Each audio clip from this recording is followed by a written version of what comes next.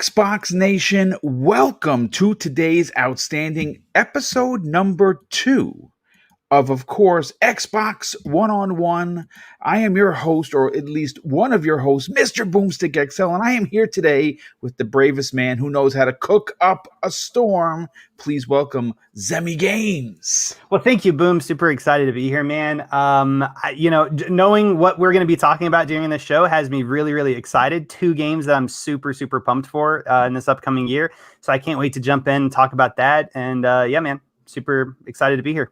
Well, yeah, thank you so much. And listen, folks, as we wait for people to file in, we have 25 people here already. I don't know how big or small this particular show is going to be. Again, it is something different. If you are new to the channel, of course, please, I would highly appreciate you checking out Double Barrel Gaming. My channel is no drama, no negativity, no fake or fake outrage or thumbnails that bring you into the site for clickbait. This is a site made for the gamers, by the gamers.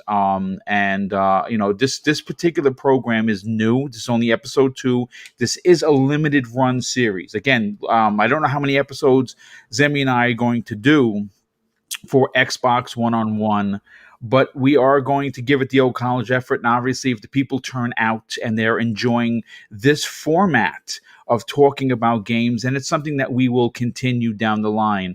And what we're going to be talking about today is 2 games that are coming out in 2021 exclusively for Xbox, one of which is 12 Minutes. Zemi is looking forward to that game. Mm-hmm. And of course, the game that I'm going to be talking about is Crossfire X. The multiplayer we're going to break down, and of course we're going to be talking about the single player campaign, which is what I'm very much I'm very excited for, simply because, like Call of Duty, whether it be the Modern Warfare or Black Ops, I don't usually play online. I usually play for the single player campaign, and thanks to new information, we know that Remedy Entertainment, makers of Control, makers, of course, of Quantum Break and Alan Wake, very story-driven narrative types of titles, are going to be doing the single-player campaign. And that is great because we're going to get a chance to see what they can do with a first-person shooter. But before we get into that, let's get into, as we let people funnel in, what we've been playing. Zemi, what you been playing? Yeah, so, for a lot of people, you guys already know that I bought a Nintendo Switch, and so I've been playing a lot of Pokemon Let's Go Eevee on that. But a few days ago, I did try out Donut County on PC, and I started playing it. I was really enjoying it, but I wasn't getting achievements, so I'm probably going to have to download that for Xbox and see if maybe I can play it and get some achievements with that. But I was enjoying that. And then I've also been playing a game that I absolutely cannot talk about because it's still under embargo. But yeah, I mean, that's really what I've been up to. Not really a tremendous number of games I've played this week so far. Okay, I mean, listen, obviously, with the work that you're doing, obviously, I mean, listen, sometimes there's just not enough time for games. Yeah. But for me, as you can look on the screen, I've been playing the heck out of Dirt 5. I bought it at launch, and I got to tell you, this is a really, really excellent racer. I've normally not been into the Dirt series, to be honest, but I have to tell you, this game not only looks and runs absolutely incredible on the Series X. The variations of cars that you can use, whether it be street cars or like the Doom buggy that you see in front of you. This is definitely worth your time. Again, if you don't want to pay the $60 that I did, then obviously wait for a sale. But this is definitely a title worth your time. But Zemi, listen, as we get into 2021, we are going to be very, very fortunate if you are an Xbox fan. And I say that because we not only are getting a ridiculous amount of games that we talked about a couple of weeks ago on the Xbox. As a matter of fact, no, we talked about it last week when we opened up this show, episode 1. We broke down all of the games coming in 2021 for Xbox.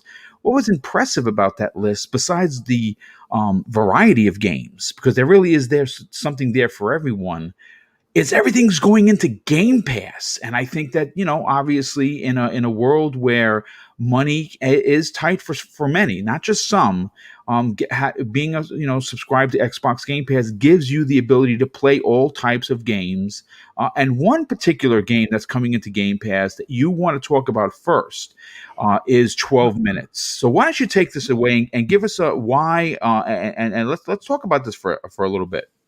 Yeah, no, absolutely. So for this week, I chose to go with 12 Minutes, a top-down perspective game where you play as a husband in a small one-bedroom apartment. The game takes place over 12 minutes, and during this time, you find out that your wife is pregnant, and a police officer comes knocking at the door and is accusing your wife of murdering her father several years ago. In the gameplay that we saw from the E3 2019 trailer, the police officer knocks out the husband while trying to arrest your wife. But this is only one of the many outcomes for this game. And even though that this game is called 12 Minutes, it is expected to take 6 to 8 hours to complete. Wow. After each 12-minute segment, the game will reset, and you will be reliving the same 12 minutes over and over again.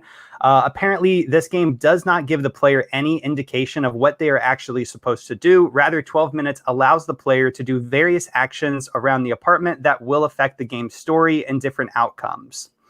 One thing I did find while researching this game is that it is, for the most part, being developed by one guy named Luis Antonio, who previously worked as an artist for Rockstar Games and Ubisoft. Oh, nice.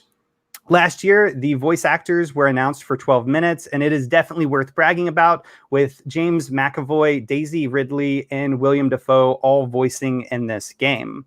But like many games, this game was set to release in 2020, but due to the coronavirus, it was unfortunately delayed. 12 Minutes is set to release sometime in 2021 for PC, Xbox One, and the Xbox Series X/S, and other ports to other systems will be coming out at a later date. So boom. I just spilled out a ton of information about this game. A lot of it our viewers are already probably going to know because we have talked about this game before. I am super excited about this game. I have been ever since I first saw it at E3 2019. But how excited are you for this game? And, just to add a bit of speculation to this topic, when do you think that we will finally be able to play 12 Minutes? Well, here's the thing. The game was supposed to be a launch title for the Xbox Series X, which launched on November 10th, right? We're all aware of that. Yeah. And with the delay of COVID and the fact that one man is making this game, it's hard to say whether or not this is going to be a mid-year game or even potentially first quarter game. I'm going to be honest with you. I hope that it's a first quarter game because it is a title that is so unique in its presentation, and the story that's being told, and what is appealing about everything. Again, I think what they're doing here, or what Antonio is doing here, is really building this epic climax that is going to play out like a crime mystery thriller from a 3 3/4 perspective. But I think the most impressive aspect of it isn't so much the presentation, isn't so much the murder mystery aspect. It is the incredible voice talent that is a part of this. I mean, William Dafoe is what I would consider top of the food chain. Daisy Ridley, I mean, for crying out loud, and James McAvoy is no slouch. These are all high caliber AAA actors and actresses that are voicing this game being made by one game. It's an indie game by its nature. Sure. The fact that one person is developing it, but to have this kind of voice talent, Zemi, how does this even happen? I think I think with a publisher, right? I think whenever this game first was set to release or was being made, there really wasn't a publisher. And then I think Anna Purna Games or I can't remember how to pronounce them, but they are now the publisher. And I think when you get a publisher, you have a lot more money to be spending on the game. And the voice acting talent is one of the things that really, really excites me the most, because this game has a excellent premise, right? I really like the story of this game and the direction and the tone that this game is really setting. But what is going to amplify that so much more is talented voice actors to really bring to life these characters that Lewis has created and written out, right? And just to touch on that, it is rather amazing that one guy has made this game. And what I find really, really interesting about this game that not a lot of games have really done, or maybe better yet to say have done successfully, is a lot of us gamers really like the ability to have choices in our games and have outcomes and to have our decisions really impact the story of games. And whenever creating games, it's a really hard thing to do, right? Because you change one thing and then you have to change several different things down the line. It's just really complex. And so we've gotten a lot of games that allow you to have choices, make choices to impact the story of the game. But it really just appears like you're impacting it without actually impacting it. Like think of Telltale games, right? You have all these different choices that you can make throughout the game, but there's usually two endings, and regardless of those choices, like they have very, very small implications on the story overall. But for this game, at the end of the gameplay trailer that we saw at E3 2019, it really seems like your choices are really, really, really going to be a major factor into multiple outcomes of the game. I don't know how many endings this game's going to have, but it's really interesting, the direction. I would imagine that it's going to have a multitude, potentially 5, 6, maybe even 7 different types of endings. And again, this is not information that I know personally. Sure. It just seems that it's so open-ended, and every decision that you make is going to completely and radically change what the ending is going to be. I mean, obviously there's going to be the best ending where, she's not arrested, she was framed, and she has the baby, and no one gets killed. But then there's going to be the aspect where you're going to get the real crummy ending, and it's going to be like she dies or he dies or everyone dies, and the cop just closes the case and whatever. I put it to this way, again, folks, this is a game that's being made by one person. This is a game that is going to be an Xbox Game Pass. I think it's a match made in heaven, because, like for instance, Zemi was talking about it earlier, and I was playing it before. I'm playing a game called Donut Hole, and the truth of the matter is that I would have never played it if it wasn't in Game Pass. Now, that's not saying the game is not worthy of being good. It's actually quite fun, and it's a mindless, fun. But again, having a game like this get more hands on it, get more eyes on it. Look, we could talk about Game of the Year 2021 for the indie scene, but it's safe to say that if this game is as riveting and grips people the way I'm expecting it to, where it's going to tell a very adult story, a very deep story where your decision. Again, what I love about games like this is that it makes me concerned about my decisions, Emmy. Like, oh shit, I don't really know what to do now, because if I do this, there's a good chance this is going to happen, but if I don't, damn, this is going to happen. See, and I think there's a lot of trial and error in it, and you're going to have to, because like Lewis has said that the game doesn't explicitly give you instructions like take the knife from the table and stab the police officer, right? The game doesn't tell you to do that. The game does have that as an option ultimately, right? But it doesn't tell you to do that. So it's going to be trial and error. You're going to try things. It's going to fail, miserably, or maybe you're going to be lucky and it succeeds very, very well. but then the game's going to reset and you're going to have to keep trying it. So you're going to have to continue playing through the same 12 minutes. And as you do that, you're going to uncover more of the story. And I think that's just a brilliant way of telling story in games, and something that we don't see very often. And this is one of the things that does excite me about indie games, is that, we don't see really big, major, AAA studios and major publishers really wanting to take a chance on these types of games, right? But the indie, game developers, that's where a lot of this innovation and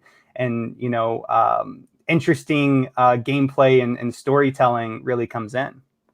And I like that. I think that it brings something new to a video game world that has many levels and layers of genres. This is I mean, again, it's going to be a telltale type of scenario where your decision either ruined your ending or you got the best ending. So obviously there is some comparing 101s, but because of it's that fact that it's happening in one room, right? It's just happening in that one area, and it resets every 12 minutes. It is uniquely exciting, and I would really love for this game to hit on every cylinder, because at the end of the year, when it comes to awards time, and listen, what was the game, that the indie title that got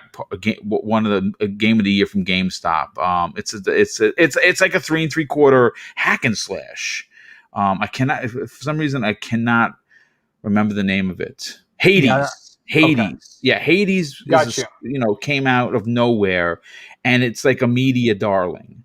And for good reason. I'm playing it on the Nintendo Switch. I'm hoping that eventually it does come to the Series X. I'd love to play it there, for achievements and the like. But it's fantastic, and it's a game that was in the same conversation as Ghosts of Tsushima, The Last of Us 2, and a few other ones that were in there. I mean, that's saying something. So because of the voice talent, because the fact that it's telling such an adult story that seems very, very gripping, and we don't know anything at this point. We've only seen trailers.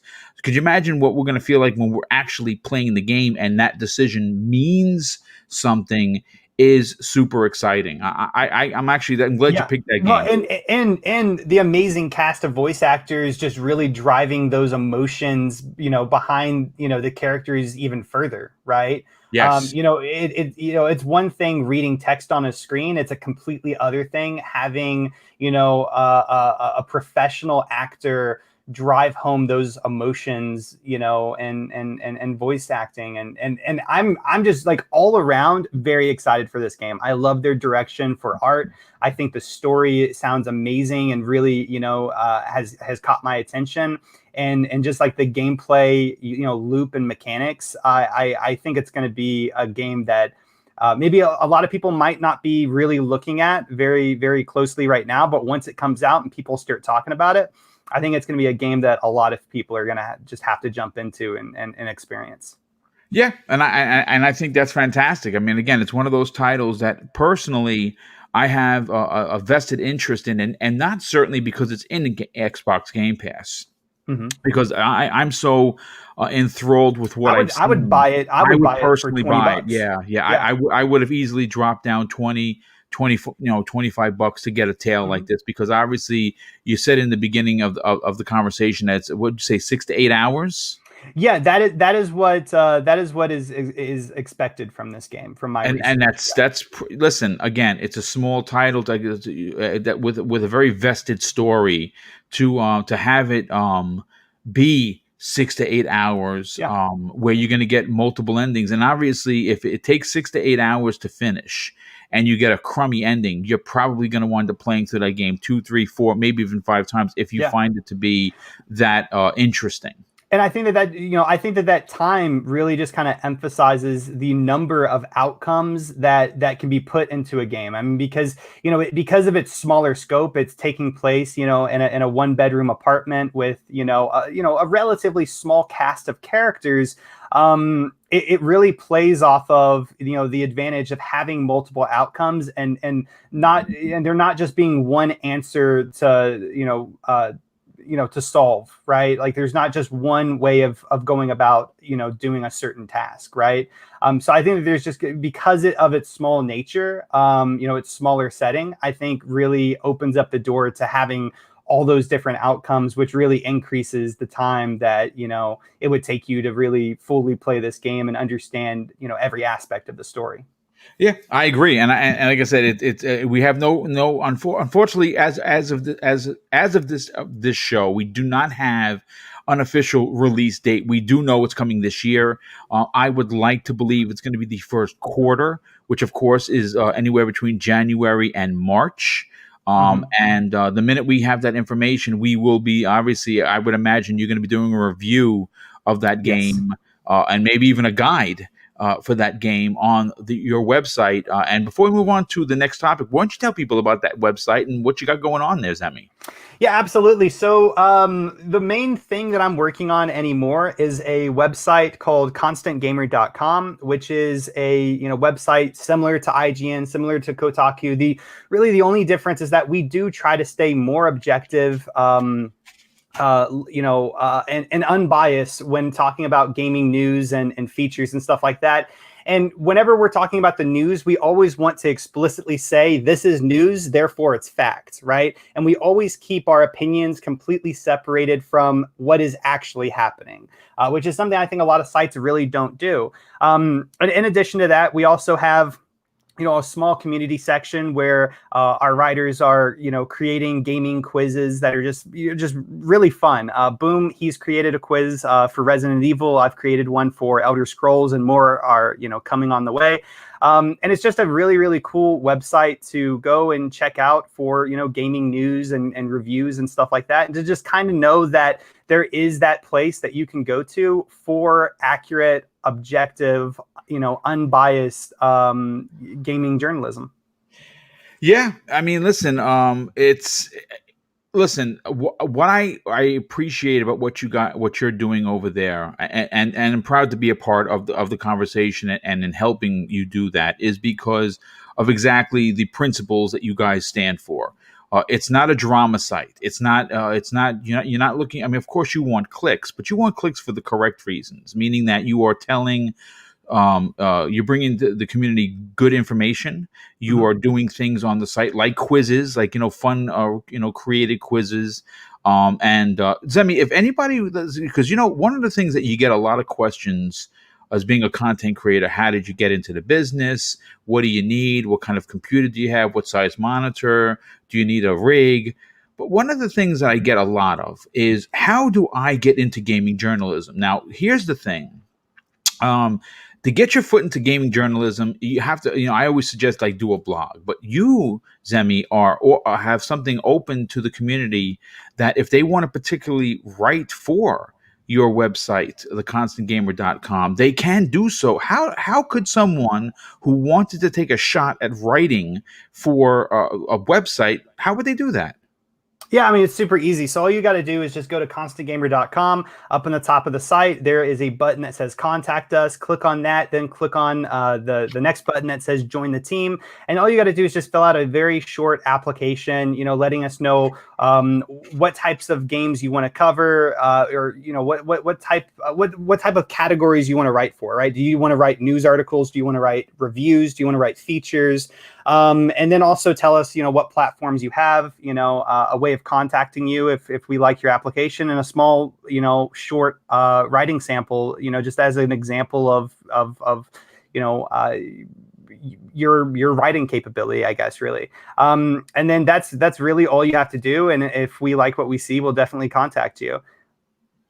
Well, I mean, and there you go, folks. If you're interested in potentially becoming a writer for a video game website like Zemi's theconstantgamer.com, you should definitely give him a ring. Hit him up on a DM or go to constantgamer.com and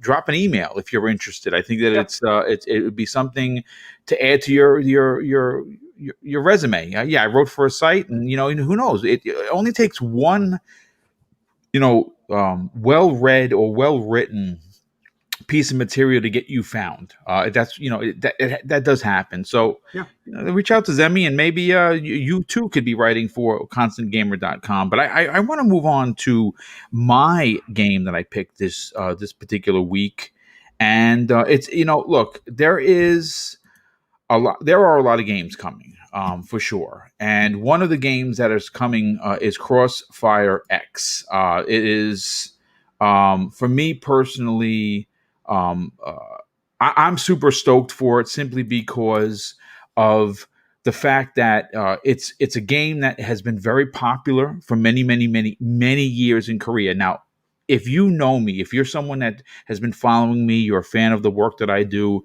multiplayer games are great.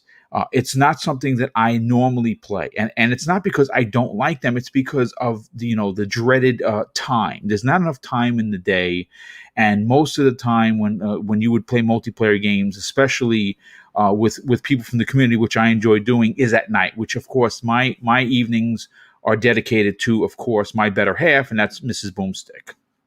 But if you've been following me for a while, you know that I really appreciate a well-told, first-person, story-driven, single-player game. And Crossfire X, besides being incredibly popular in Korea, is getting a reboot here in the States. And it has been compared to holy crap! What's the other military shooter that I've Counter-Strike? Counter-Strike. Thank you for the save. Yes, it's been compared to Counter-Strike. So I know that there are a lot of Counter-Strike fans out there, and the fact that it's getting a refresh, a reboot, if you will, to run on the Series X is meaning it's probably going to be running at 120 frames per second. It's probably going to look pretty damn good. But for me personally, it's the second half of the conversation that has me super, super excited. And that's because Remedy, makers of course, many story-driven third-person, games that we all know and love. Now, granted, maybe Quantum Break wasn't for you. Maybe Alan Wake was too scary. Zemi. Maybe, maybe. And if so, I understand you more than most. Yeah, no, yeah. Absolutely. I mean, look, it's maybe Control wasn't your bag, but why I find this to be one of the games that I wanted to talk about on today's episode was because there's very little known about the campaign for Crossfire X, but what is known is that it is being done by Remedy, and I say that with excitement because if you turn around and you look at someone like Guerrilla Games, now Guerrilla Games is a Sony first-party studio, and they for years only made Killzone games, which were first-person, and then a change came to that developer, and they made Horizon Zero Dawn. Now, granted, that's going to be, the mileage may vary on how you feel about that game. It's one of my favorite PlayStation 4 games of the entire generation. I absolutely love it, and I've said that before. But again, moving it back to Remedy, it's almost a roles reversal. Guerrilla went from first person to now third person action adventure, right? And now we're seeing Remedy go from third-person, story-driven action adventure to now first-person. Now, for me personally, I'm very excited because it's something that we've never seen them do before. At least I haven't seen them do. I don't think they've made any games prior that were a shooter, at least not a first-person shooter. And if maybe I missed that, I looked, I didn't see anything. So I'm excited. And when you think about this as being made specifically for the Series X and PC, this is going to look gorgeous. And again, it's just my assumption because I don't have any real screenshots. But here's another small factoid that I thought was a little bit of a head scratcher. And Zemi, I want to touch on this as well. Multiplayer, which is of course free to play, is coming to Xbox Game Pass. Which now with gold being, that invisible paywall being removed, people are just going to be able to download the game and play. They don't have to have Xbox Live Gold to play it, which is great. We talked about that on last night's new episode of Primetime Gaming. But here's the head scratcher. As of this show, they announced that this would not be coming to Xbox Game Pass, the single player. It would be, buy only. And I think that's, wow, I'm like, wow, that's a little weird. Because everything that they showed was coming to Game Pass. I don't know why this wouldn't. But, for you, Zemi, I mean, look, when you talk about first-person shooters, right? I mean, it's easy to think Borderlands. It's easy to think Destiny. I mean, there's so many others that can come in. But when you talk about military shooters, really what this is, you're going up against some heavy competition. You're talking about Call of Duty Black Ops. You're talking about Call of Duty Modern Warfare. You're talking about potentially Battlefield 6 coming back to modern times, potentially in the fall of 2021. And I mean, those are the two big dogs. I mean, and so obviously this is a new game. It's a new entry. The series has never had a single player campaign. So they obviously it's a tall task to go up against these two behemoths. Mm-hmm. For you, what is exciting about what Remedy is doing in first person with this shooter? Yeah, so I mean, first off, I think it's always really, really exciting whenever we see a studio kind of go out of their comfort zone to make something in a genre that they really have limited to, limited experience in, right? For instance, I thought it was really, really cool to see Asobo, who is a studio I absolutely love, create A Plague Tale: Innocence and then turn around and come out with Flight Simulator. That it's just really, really neat to see that. And there's countless examples of studios that have done that successfully. But then there's also examples of studios that have kind of been a little bit less successful in doing that. But ultimately, I always find it a really, really, really interesting to see these studios and to know that Remedy is doing the single player for Crossfire X really, really has me very, very excited, because they are master storytellers and they do a great job telling narrative, and they are, a talented studio.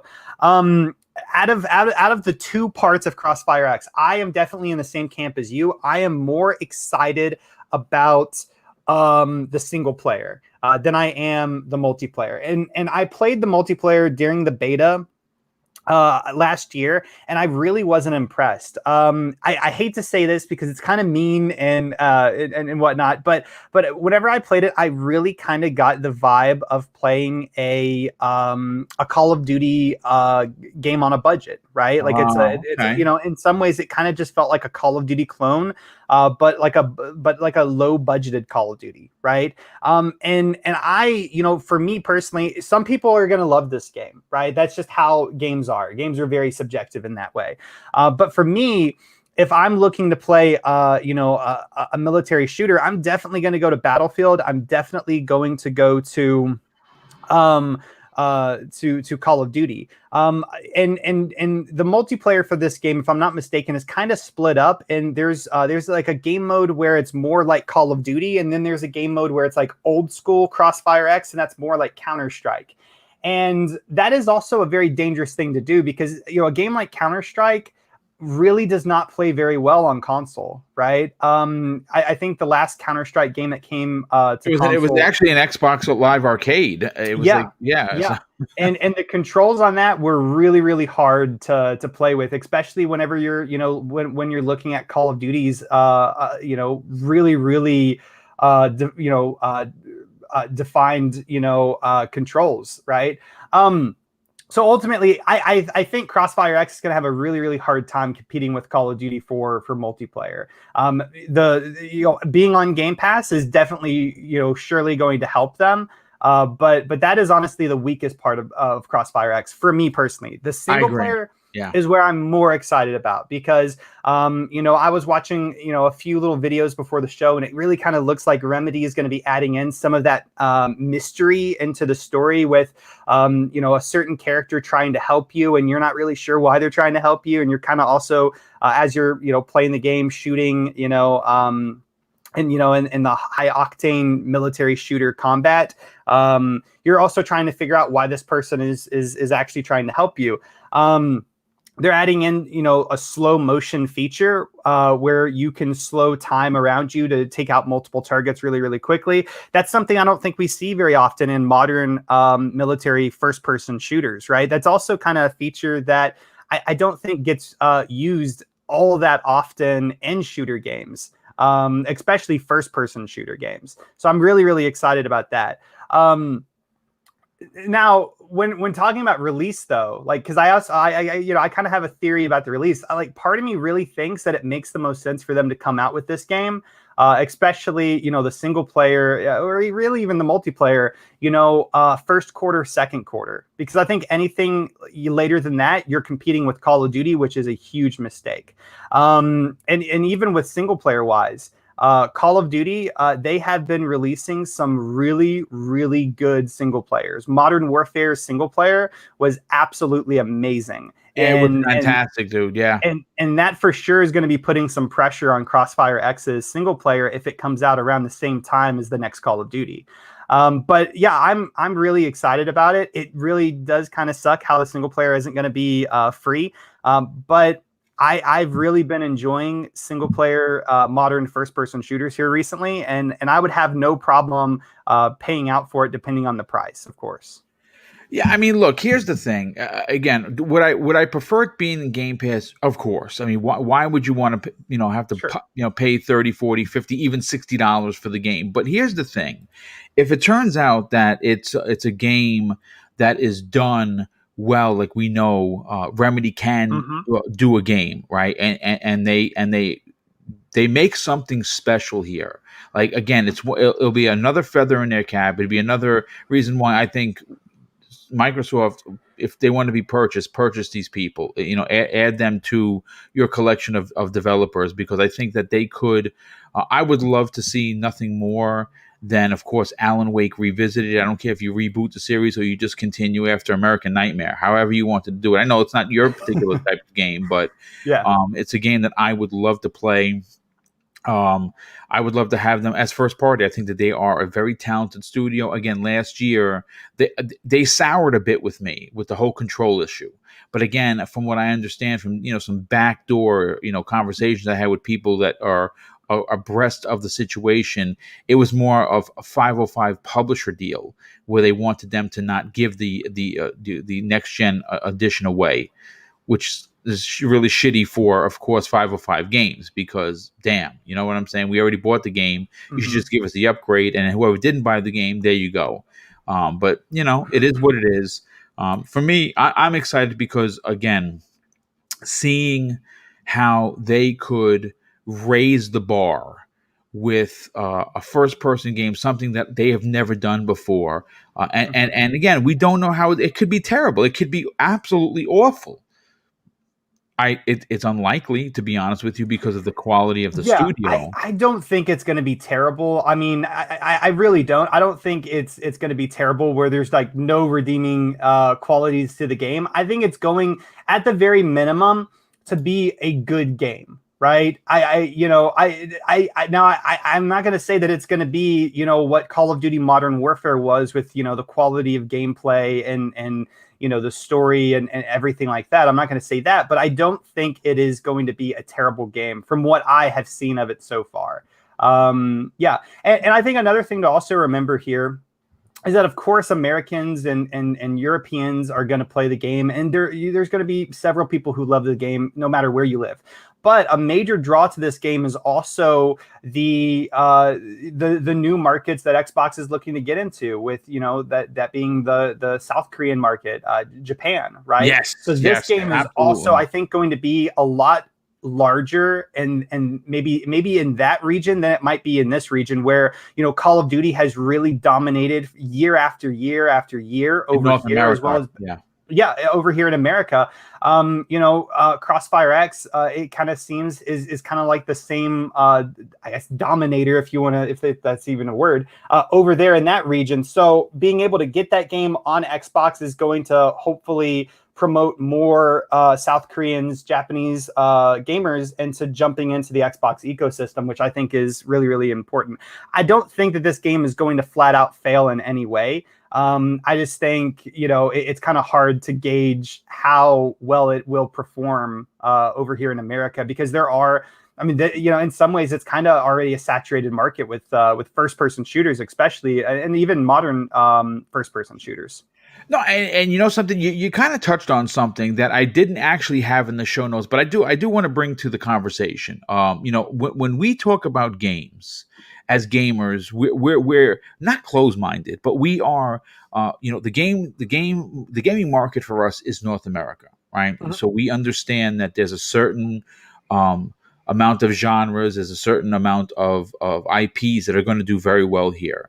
But you said something that really just rang with me, and when you look at Microsoft's overall, future, it's their reach needs to be more than just Mexico Mhm. and Australia and North America and the EU. They need to get into markets that they have notoriously failed before, or have not yet really had a foothold, or become a conversation piece. And one of those areas, you said, is Japan, but more specifically is Korea. And Korea is a territory that is massive when it comes to online gaming, and it Sure. really does make you understand that Phil Spencer, when he talks about reaching 3 billion gamers, Mhm. he already has us in his back pocket, folks. I mean, let's call a spade a spade. He doesn't need to get anything from me. I'm running to him. But in those regions of the world, there are, if you keep your eye on the prize, and you care about what goes on behind the scenes of actually just holding a control in your hand, and Zemi and I do, Yeah, because like the obviously, business side. yes, if Sure. you look at the business side, Zemi, being in Korea, taking a game that is still one of the most popular games in that country and giving it an HD facelift and adding it to Mhm. Xbox Game Pass as a free to play game is going to do some business for Xbox in that region of the world. Yeah, absolutely. And another thing though too is, I'm not sure how, and I might be talking a little out my butt here, but I'm not sure how much business Xbox really does in China. I don't even know if they're in, that country. But that is definitely something that Xbox, if they're not in there, have probably definitely been talking about, because I think, I'm not 100% sure. They're either the first, they're either still the first, or they are the second in global revenue in the gaming industry, right? Wow. Meaning that they are a absolutely gargantuan market for video games.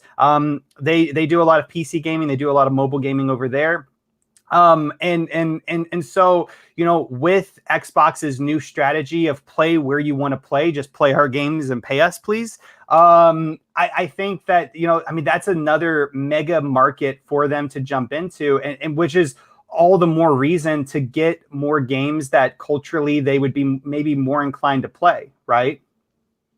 Yeah, absolutely, 100%. And I think that they really did a great job in obviously bringing, well, it's not out yet, but when it releases, that's going to be big in Korea. What's going to be big in Japan, and still is to this day like that, is of course Fantasy Star Online 2.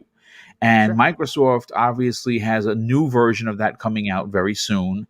And it seems as if, Phil's overall plan is really opening the door for other regions for Microsoft to make money in. And it's definitely going to be very interesting to see how Xbox plays out, not just in this region of the world, but obviously, in other parts of the world where they have failed notoriously. And of course, those two regions happen to be Japan and Korea. I Mhm. do want to catch up on two of the super chats that had just come in. First of all, two very generous friends of the show. Viper XT drops an outstanding $5 super chat and says, the multiplayer seemed outdated to me, but excited for single player. Yeah, that's exactly what Zemi said. And I agreed. It did look a little, let's say, long in the tooth. But here's the thing. It's going to come here. I don't know if it's going to get an audience, but if it is even upresed, or it's better than the original one, which is old as hell by now, I think that it's still going to garner some serious support in that region of the world, and that's really where they want this game to shine. That's why it's exclusive on the Xbox, and it's being designed to stay an exclusive on Xbox, which is great. Bounty Boom, he doesn't leave a comment, but Bounty, thanks so much for the very generous $5 super chat, and of course, thank you for being here as always. Now, Zemi, one of the things that we do on this show is we sometimes need to call an audible because obviously we don't know how long each one of these topics are going to take. You know, your first topic could have taken 40 minutes. Turns out it's a smaller game. And same thing with Crossfire. I mean, obviously, if we were talking about Halo Infinite, we might have gone a whole hour. Which we eventually will do. It's going to be one of the games releasing this year, and the format of this show is for Zemi and I to pick. We pick a game that's coming out in 2021, and if there's big news on a particular game potentially coming out next year, we of course would cover that as well. So I am going to call an audible, but before I do, I kind of want to just give people the heads up. Next Tuesday's show, which is episode 3, is going to be focused solely on the Medium by Bloober Team. And Zemi is not going to be here for that. I'm proud to announce that Pong Soul, who was a guest on last night's incredible episode of Primetime Gaming, is going to be joining me next Tuesday. And what we will be doing for the entire hour is, besides having a full hour of gameplay for you to see on the screen, we're going to be breaking down what the game is. We are going to be talking about what Bloober Team does next, whether or not this is going to garner a sequel, whether this has become a new franchise for Xbox, whether it's going to stay exclusive, because obviously there have been some talks about Bloober Team being acquired. We don't know. And more importantly, we're going to give it a live on the air review. So we're going to start playing on Thursday. We're going to probably play through all the weekend. And when Tuesday rolls around, you're going to see the advertisement for that. The next Tuesday show is solely going to be on The Medium by Bloober Team. And I'm very, very excited, not only for the game, but I'm excited because Pong Soul is an up-and-coming star, in my personal opinion. I think he completely knocked it out of the park last night. And I think that the 2 shows that he's currently on, he is definitely an asset. And I think you should check out those 2 shows, one of which is, of course, the Shop podcast by my very good friend. I don't think he gets enough credit for the work that he does. And there is a second show that he's on. Pong, if you don't mind, I know you're in the chat, throw the name of the podcast that you're on. That I believe it's on Saturdays. It is an Xbox podcast. I think it's Friday evenings at 9 p.m. Eastern Standard. Throw that name in there, and let the people know about what other show, that's the second Xbox show that you're on, because that is definitely, we're going to get some more views over there. I want to help that small channel grow a little bit. So we'll look forward to having his opinion and my opinion next Tuesday. But there is a story that broke yesterday, Zemi, and it's not in the show notes. I have it in front of me, and I want to get your opinion on it. There is a rumor, and again, we've heard rumors before, so you got to take things with a grain of salt, that Konami is closing down their gaming division, and they're going to simply exist as their gyms that they have and their pachinko machines and whatever other businesses that's not video games. So of course, if they're closing down the video game division of Konami, what that entails is classic IPs like Castlevania, like Metal Gear, like Silent Hill, for instance. I mean, they're Contra. They have a long legacy of IPs. They're not as stout as someone like Capcom, for instance. But I will say that it is worthy, at least in my opinion, of a conversation for the last 10, 15 minutes of this particular show. For you, when you see this, does this raise the alarm for you like it does for me, that says, wow, Microsoft, if in fact this is true, and Konami, because I have an article here where from Game Rant, where Konami actually denies the report, but this source is very close to the situation, and of course some of the bigger papers ran with the story. I believe that there's something here, but does Microsoft get in line to pick up a Silent Hill, a Metal Gear Solid, a Contra, a Castlevania? I mean, these are legacy IPs. Now, I don't know who I would give. I tell you right now, if they did acquire these licenses, these IPs, like a Silent Hill, you know what you do with that? You immediately acquire Bloober Team, or you license them out to do your Silent Hill. If you get Metal Gear Solid, and folks, this is a stretch. This is just my imagination running wild, so don't get crazy. You get Metal Gear, you get Snake. That now is an IP for Xbox, which should be incredible. Just saying about it, just talking about it publicly gives me goosebumps. You turn around and you take that IP and you say, okay, Coalition, you're good at third-person games. Let's go fucking crazy here. Or you give it to someone like Playground Games, or you give it to someone like The Initiative, who has an incredible team, who has people that worked on Metal Gear Solid 5. So again, this is a bit of a wish list kind of a topic, but I think that it's worthy of a conversation. What are your thoughts on this, Semi? Yeah, I mean, a lot kind of goes in, like, whenever we're talking about acquisitions and who would, be like the best thing to get, right? And I mean, you can make absolutely an argument for Konami here.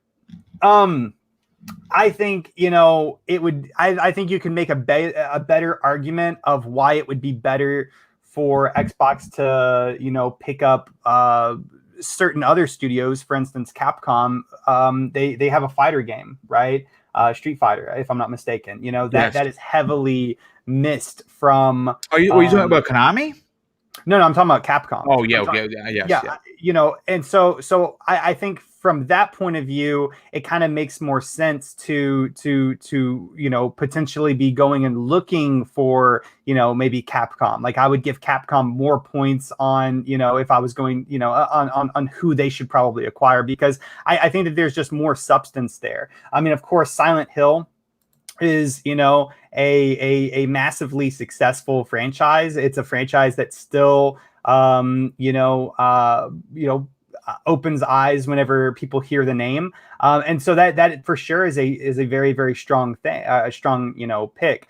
Metal Gear Solid, that's another really big, strong IP. Castlevania, something that we don't really hear about all that much, but it is, once again, another iconic franchise. So to be able to get those three franchises, I think, is very, very strong. But would that money not be potentially better spent elsewhere? Potentially getting a Capcom, or getting another studio, because I mean, Silent Hill is horror, right? Xbox already has that kind of thing in the bag, to some level, right? Metal Gear is, third person, action adventure. I guess you can make the argument of, an open world environment, but Xbox has some things that are, pretty similar to that as well. Of course, there is Castlevania, which is a little bit different, but one thing that Xbox doesn't have is a fighting game, right? And, just scrolling up and down through Konami's catalog here on their website, I'm not really seeing any fighter games. I'm not really seeing anything that Xbox doesn't 100% already have. So I wouldn't be upset if Xbox did, acquire, Konami, or purchase these licenses from Konami. But I do have to, throw in the question, would that money not better be spent on another on franchises, for genres that Xbox currently doesn't have, but that they probably should, to ensure even more variety is going into Game Pass, right? Yeah, I mean, and something, again, the Capcom situation, it's hard. Listen, I'm going to be honest with you, as a lifelong Capcom fan, as someone that used to call up my friend before I actually had the internet and be like, "Hey, dude, any Capcom news?" It's hilarious. We still talk about it as a joke to this day, and I would love nothing more.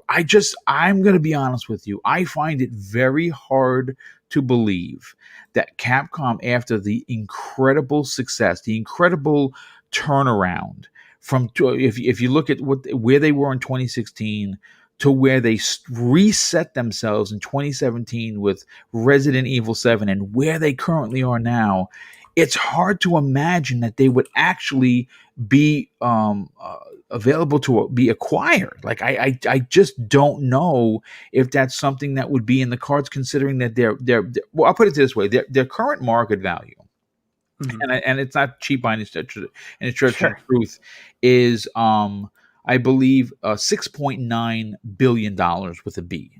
And I think that when you factor in all of the extra monies, I think it's somewhere around 11. It might be like between 9 and 11 billion dollars.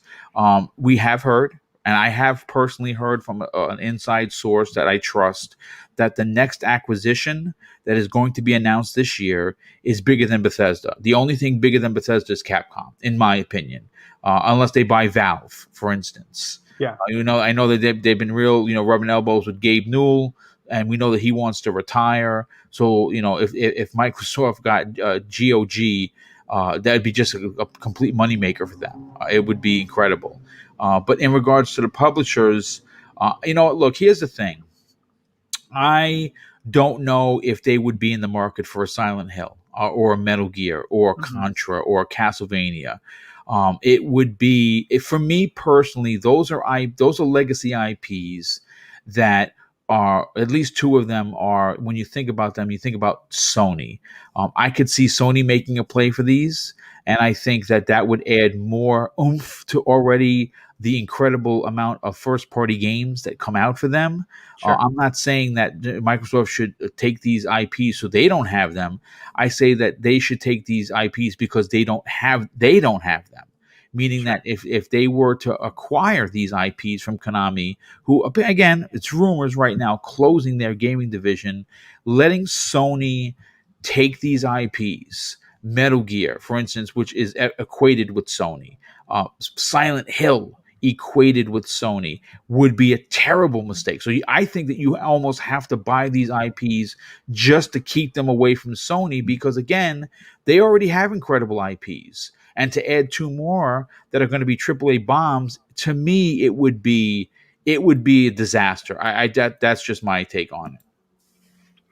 Yeah, I mean, I think that you can make a very, very strong argument of why they would want to get Konami, right? But just the way that I look at it, and I just think that the money that they spent on that could potentially be spent on something else that would help them out more in the long run, right?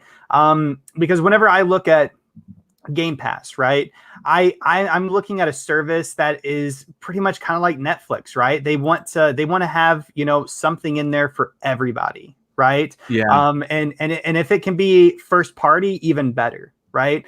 And a lot of what Konami has, Xbox kind of already has something similar in the genre to that. Not to say that, from a competitive edge, at least, last, how business was done, a long time ago.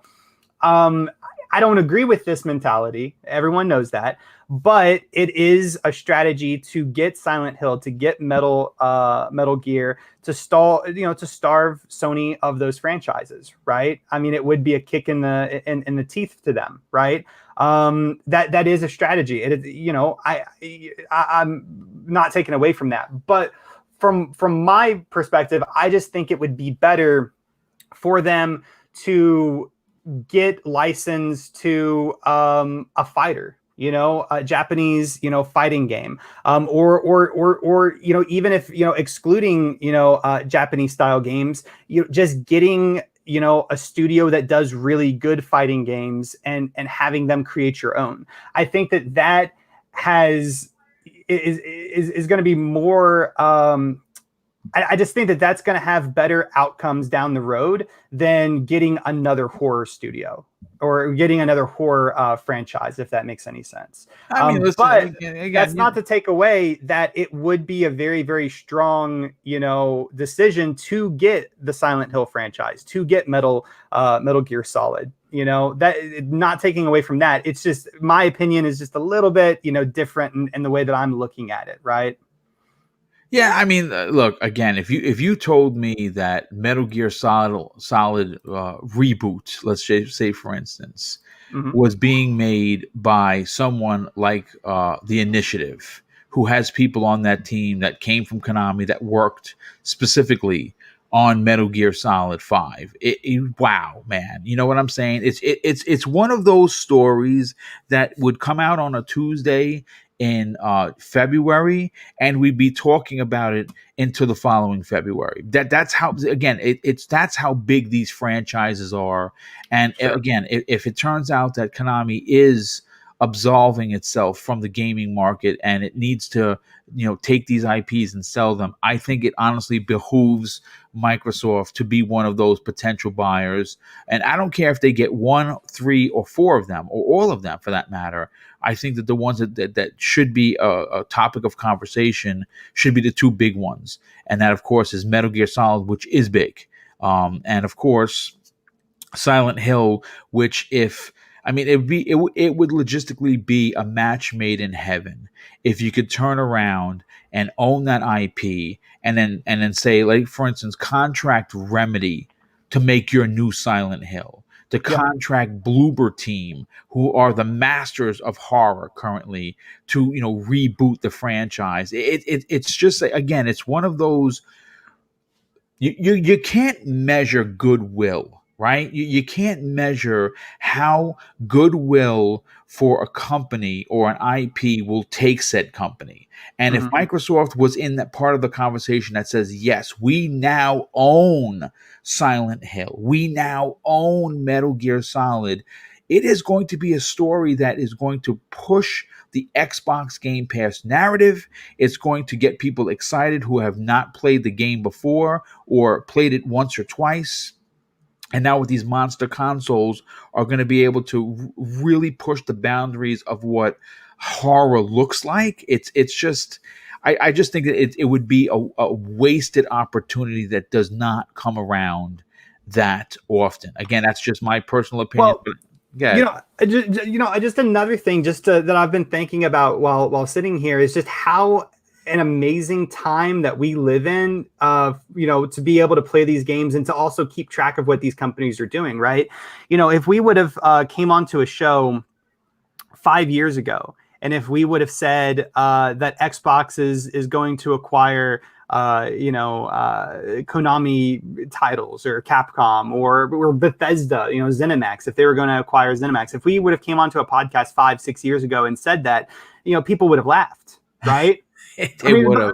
I would have laughed at him, right? And that just shows how amazing, the moment in gaming, is. This is a very, like, here in 10 years, this is definitely going to be one of those moments that people, remember in gaming, of, all of these different companies going out and making these big acquisitions, these big buying decisions to, maintain their lead in the market, right?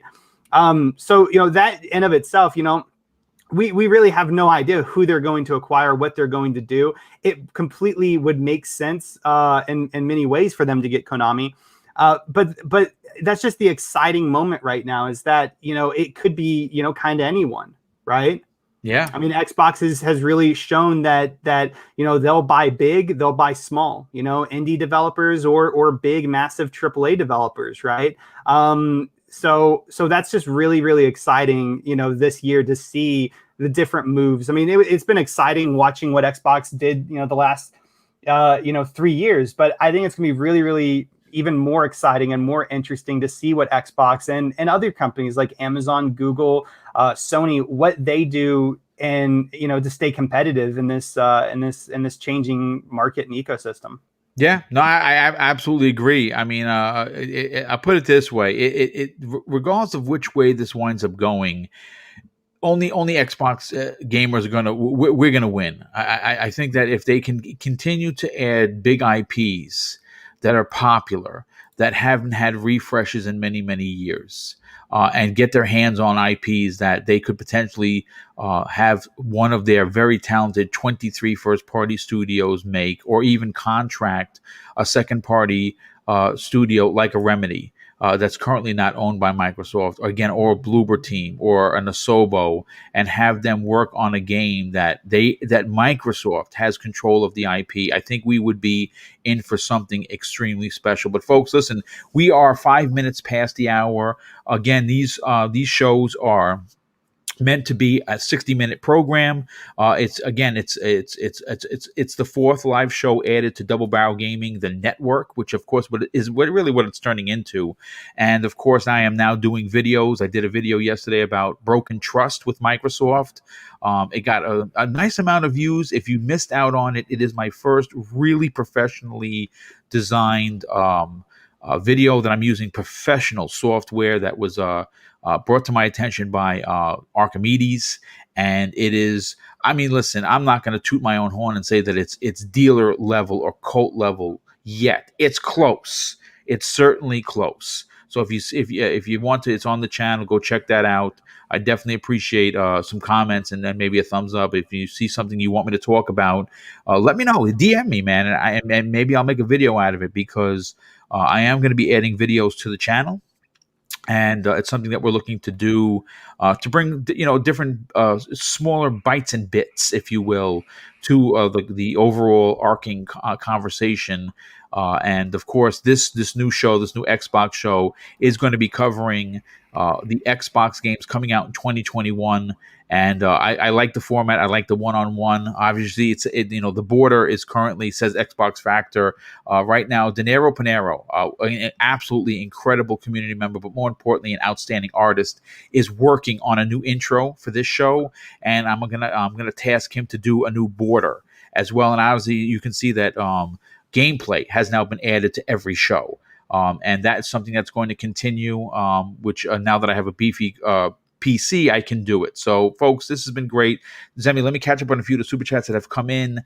And Viper XT continues to show his ridiculous generosity with not just one, but two additional super chats of $5. And the first one, he says this. He says, listen to yesterday's show earlier this morning, and Pong Soul did a great job. Looking forward to the show next week. Oh, thanks, dude. Super appreciate that. And here is his second $5 super chat. He says, if Konami sells off their IPs, Microsoft should at the very least inquire about them. Indeed, Castlevania would be at the top of your list. Yeah, that's a good one, dude. And we have Chris Furno drops an outstanding $5 super chat and says, can we discuss the inability for PlayStation fans to criticize Sony in any way? Can we critique lie with hold on a sec, it went right past me. Can we critique lie with gold, but they do flips to defend $70 games and hate GPU? Look, the thing is this, dude. The $70 game currently is an egregious thing. I don't want to really get into the whole console war shenanigans. I think that, Xbox fans cried foul last Friday. Microsoft heard us and made a change. The fact that Sony's fans don't really do that is, they're just accustomed to, saying, yeah, we'll take it. I paid $70 for only one game. It was Demon's Souls. It was a terrible mistake, but I wanted a new game for the console, and I just took it. But I wound up, for me, GameStop gives first responders 10% off. So I actually saved $7. So I didn't want to get walloped over the head for $75. So it was a little bit more acceptable for me, but that's because I get a 10% discount. Viper XT drops, wow, dude, another outstanding $5 super chat. Dude, thank you so much for your outstanding generosity. He says, forgot to say that was a pretty great post Monday morning. I mean, definitely appreciate that, dude. Thank you. I'm glad that you enjoyed it. But listen, Zemi, as we close out today's show, why don't you tell everyone about where they can reach out to you for a conversation, potentially write for ConstantGamer.com, and where could people check out your outstanding YouTube channel? Yeah, absolutely. So once again, as I mentioned halfway through the show, the main thing to keep track of what I'm doing and everything like that is just by going to a website called constantgamer.com. It is a gaming news and review website that, we try to stay more objective, more unbiased, and just completely factual. We don't mess with, the gaming tribalism, console wars, any of that shenanigans. It's just what actually happened and how does this, affect you, basically.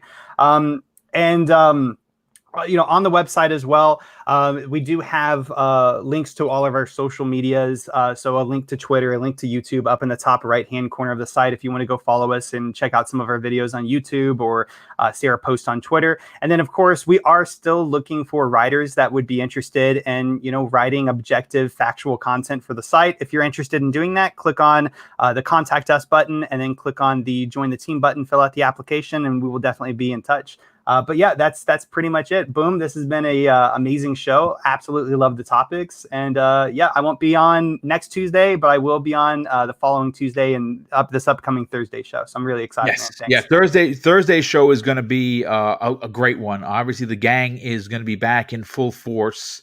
We're going to be talking about Knights of the Old Republic 3 and who are going to be potentially developing it. I think that landed in the front yard of Xbox. I think that with what they did with Knights of the Old Republic 1 and 2, made by BioWare at the time, and of course Obsidian, respectively, which Microsoft now owns.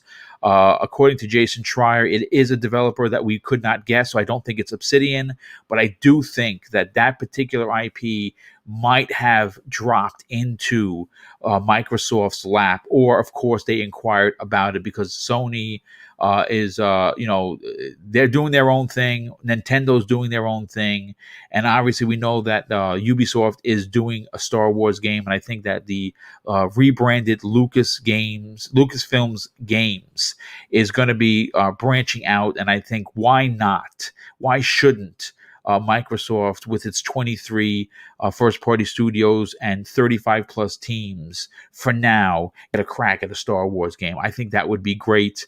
And we saw how big an exclusive game can be in the form of just their IPs. Could you imagine a Star Wars game?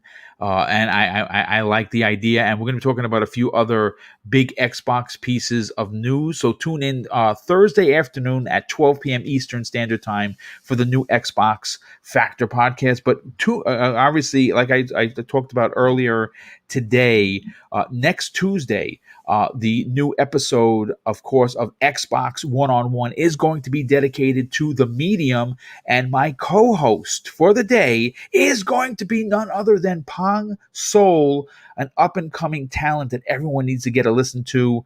So obviously, I want to thank everybody that tuned in. I want to thank the Super Chats, especially from Viper XT. Everyone that donated has been very generous to the channel.